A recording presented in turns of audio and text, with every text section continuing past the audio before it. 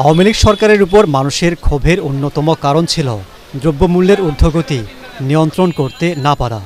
অন্তর্বর্তী সরকারের সময় জিনিসপত্রের দাম কমার আশা করেছিলেন সাধারণ মানুষ। 5 মাসে কিছুটা পরিবর্তন হলেও কাঙ্ক্ষিত মাত্রায় কমেনি। তার উপর নতুন করে 43টি পণ্য ও সেবায় ভ্যাট বাড়ানোর সিদ্ধান্ত নিয়েছে সরকার, যা উপদেষ্টা পরিষদের সভায় অনুমোদন হয়েছে। এটি বাস্তবায়ন হলে বিভিন্ন খাতে খরচ বাড়বে। রেস্টুরেন্টে খাবার খেলে শতকরা 15 টাকা ভ্যাট দিতে হবে। তৈরি পোশাক, মিষ্টি, বিস্কুট, আচার, coil, mattress, transformer, tissue paper কিনতে 15% ভ্যাট দিতে হবে। ওষুধ ও এলপি গ্যাস কিনতেও 2 থেকে 2.5% ভ্যাট বসতে পারে। বিমান টিকেটে খরচ বাড়বে 200 থেকে 1000 টাকা পর্যন্ত। ফলের রস, রং আমদানিতে শুল্ক দিতে হবে বাড়তি শতকরা 10 টাকা। মদের শুল্ক বাড়িয়ে 30% এবং তামাকে 100% করা হয়েছে। শুরু করিতেছি পরম করুণাময় আল্লাহর নামে। দাম বাড়তে পারে।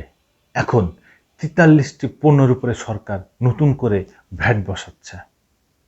দেখেন দর্শক বন্ধুরা, শেখ হাসিনার সবচেয়ে বড় বাজে পারফরমেন্স ছিল জিনিসপত্রের দাম বাড়ানো। ভোগ্যপণ্য তারা দাম নিয়ন্ত্রণ করতে পারে নাই।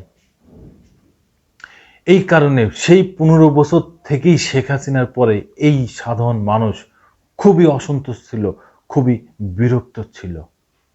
এখন এই অন্তর্বর্তীকালীন সরকারের কাছে এই জনগণের একটা প্রত্যাশা ছিল যে তারা ক্ষমতায় এসে এই বাংলাদেশের ভোগ্যপণ্যের দাম কমাবে, কিন্তু তারা সেটা পারতেছে না। বরঞ্চ 2025 সালের এই প্রথমে এসেই তারা 43টা পণ্যের দাম বাড়িয়ে দিচ্ছে। কারণ সেখানে ভ্যাট বসতেছে, ভ্যাট বসলেই দাম বেড়ে যাবে, এটাই স্বাভাবিক।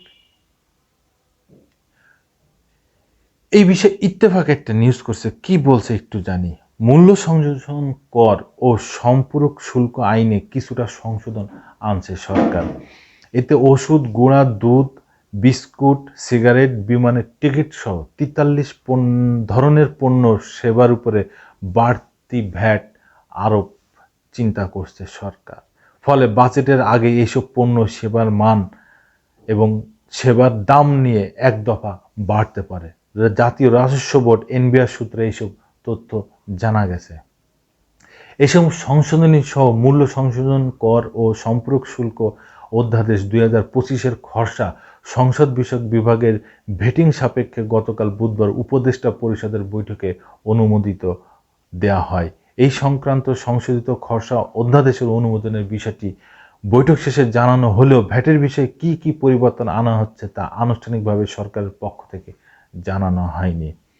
এনবিআর সূত্রে জানা গেছে, রেস্তোরাঁয় খেতে গেলে খাবারের বিলের উপরে 15% মূল্য সংশোধন কর বা ভ্যাট দিতে হবে। এতদিন শীতাতপ নিয়ন্ত্রিত বা এসি রেস্তোরাঁয় খাবারের বিলের উপরে 5% হারে ভ্যাট নেওয়া হতো, সেটি বাড়িয়ে 15% করা হয়েছে।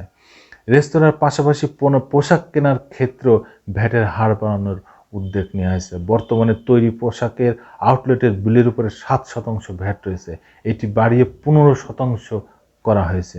সেটি হলো পোশাক কেনার খরচও বাড়বে মানুষের। এছাড়া মিষ্টি কিনতে গেলেও খরচ বাড়তে পারে ভোক্তার, কারণ মিষ্টির দোকান থেকে মিষ্টি কেনার ক্ষেত্রে ভ্যাট হার 7.5% থেকে বাড়িয়ে 15% করা হয়েছে।